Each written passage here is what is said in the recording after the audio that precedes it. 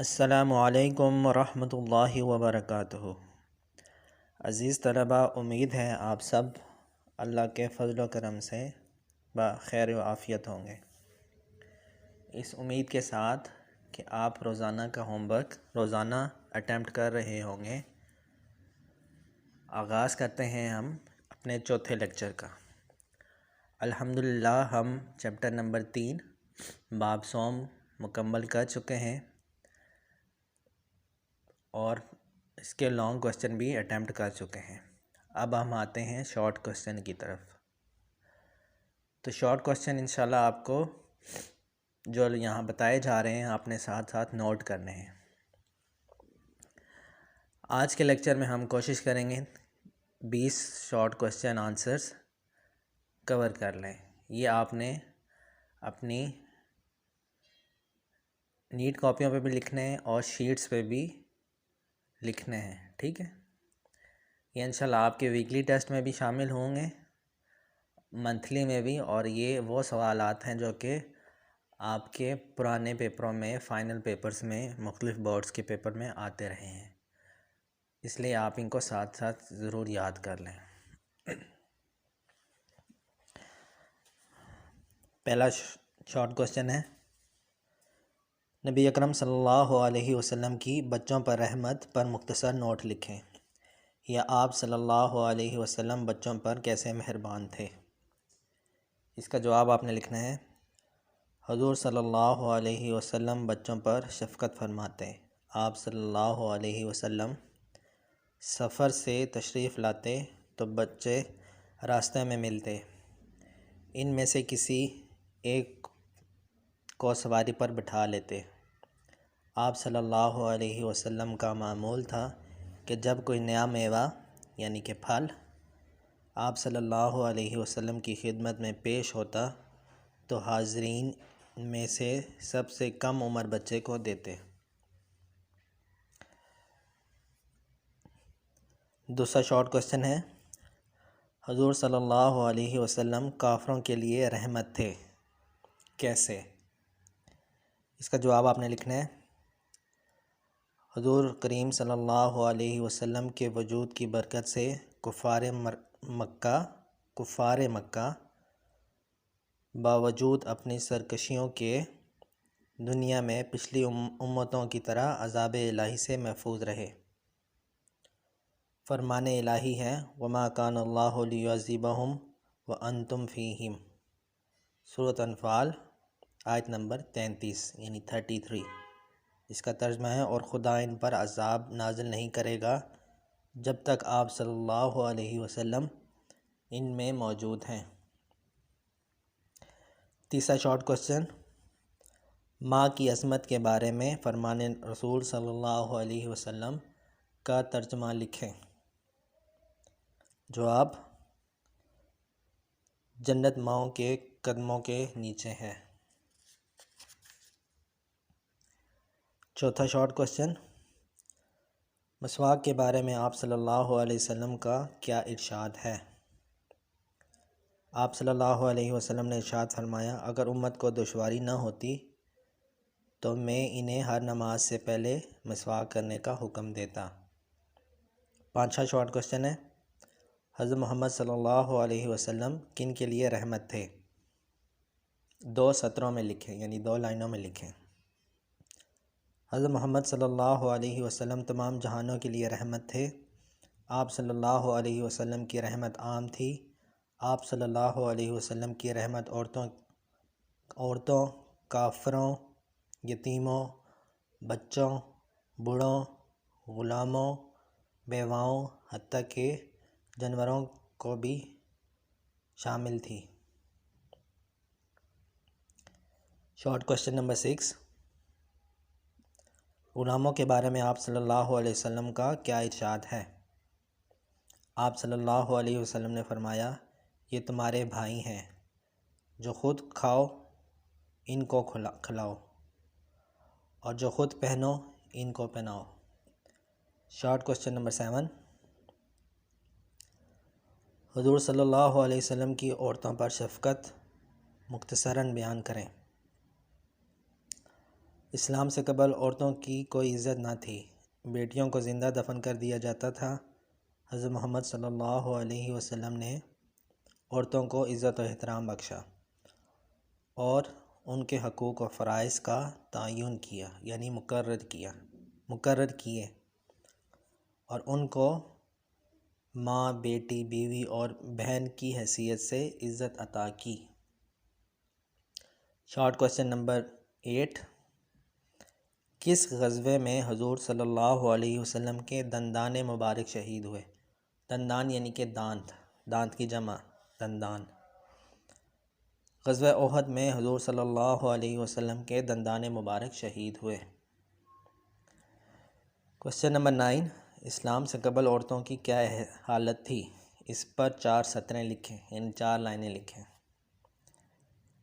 इस्लाम से कबल औरतों की कोई इज़्ज़त ना थी, बेटियों को ज़िंदा दफन कर दिया जाता, औरतों से जानवरों से भी ज़्यादा बदतर सलूक किया जाता। क्वेश्चन नंबर 10,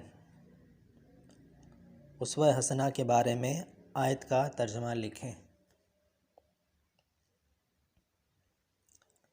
तर्जुमा, बेशक तुम्हारे लिए रसूलुल्लाह सल्लल्लाहु अलैहि वसल्लम की ज़िंदगी में बेहतरीन नमूना है। क्वेश्चन नंबर 11, यतीमों की निगहदाश्त की फ़जीलत के बारे में हदीस नबी सल्लल्लाहु अलैहि वसल्लम का तर्जुमा लिखें। आप सल्लल्लाहु अलैहि वसल्लम ने यतीमों की निगहदाश्त यानी कि उनकी देखभाल की फ़जीलत बयान करते हुए शहादत की उंगली और दरमियानी उंगली को मिला के फरमाया, मैं और यतीम की निगहदाश्त करने वाला जन्नत में यूं साथ साथ होंगे। क्वेश्चन नंबर 12, नबी करीम सल्लल्लाहु अलैहि वसल्लम ने कबीला दोस्त के लिए दुआ इरशाद फरमाई। वो दुआ लिखनी है आपने जवाब में। आप सल्लल्लाहु अलैहि वसल्लम ने फरमाया, अल्लाह महदी दोसों व अती बिहिम, खुदाया कबीला दोस्त को हदायत दे और इनको दार इस्लाम में ला। क्वेश्चन नंबर 13, रहमतुल लिल आलमीन पर कुरानी आयत का तर्जुमा लिखें। या ये सवाल इस तरह भी आ सकता है, या 4 लाइनों में रहमतुल लिल आलमीन पर नोट लिखें या तर्जुमा करें, वमा अरसलनाका इल्ला रहमतुल लिल आलमीन। इसका जवाब होगा, रसूल करीम सल्लल्लाहु अलैहि वसल्लम की रहमत तमाम जहानों के लिए है। आप सल्लल्लाहु अलैहि वसल्लम बनी नौ इंसान, चरिंद परिंद, नबातात, हैवानात और जमादात के लिए रहमत बनकर आए। गर्ज़ के कायनात का ज़रा ज़रा आप सल्लल्लाहु अलैहि वसल्लम की रहमत की बारिश से मुस्तफ़ीज़ हो रहा है। कुरान मजीद में इरशाद मुबारक है, वमा अरसलनाका इल्ला रहमतल लिल आलमीन, और हमने आप सल्लल्लाहु अलैहि वसल्लम को तमाम जहानों के लिए रहमत बनाकर भेजा है। आप सल्लल्लाहु अलैहि वसल्लम ख़ुद फरमाते थे, अल्लाह ताला ने मुझे तमाम जहानों के लिए हदायत और रहमत बनाकर भेजा है। क्वेश्चन नंबर 14, जन्नत तहत अक़दामुल उम्महात, इसका तर्जुमा लिखें। जन्नत माओं के कदमों के नीचे है। क्वेश्चन नंबर 15, नबी अकरम सल्लल्लाहु अलैहि वसल्लम यतीमों के लिए सरापाए रहमत थे। इस पर मुख्तसर नोट लिखें या आप सल्लल्लाहु अलैहि वसल्लम की यतीमों पर शफ़क़त एक मिसाल दें।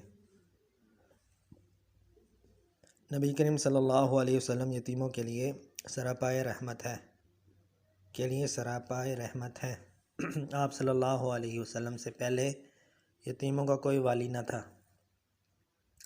आप सल्लल्लाहु अलैहि वसल्लम ने यतीमों पर निगहदाश्त की फ़जीलत बयान करते हुए शहादत की उंगली और दरमियानी उंगली को मिलाकर फरमाया, मैं और यतीम की निगहदाश्त करने वाले जन्नत में यूं साथ साथ होंगे। एक दफ़ा ईद के दिन पर एक यतीम बच्चे को घर लेकर आए।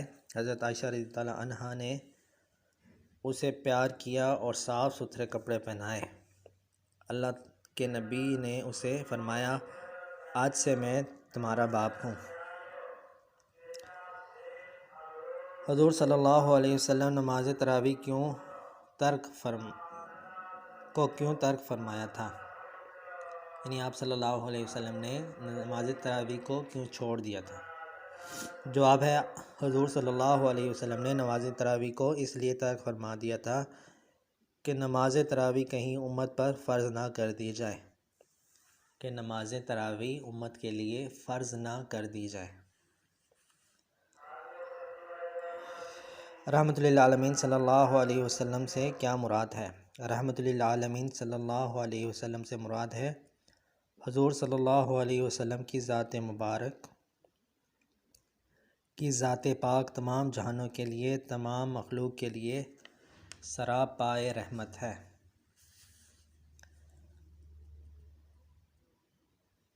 अगला सवाल, अबू लहब और इसकी बीवी हज़रत मोहम्मद सल्लल्लाहु अलैहि वसल्लम से कैसा सलूक करते थे, या अबू लहब और इसकी बीवी कैसे हुज़ूर सल्लल्लाहु अलैहि वसल्लम को सताते थे।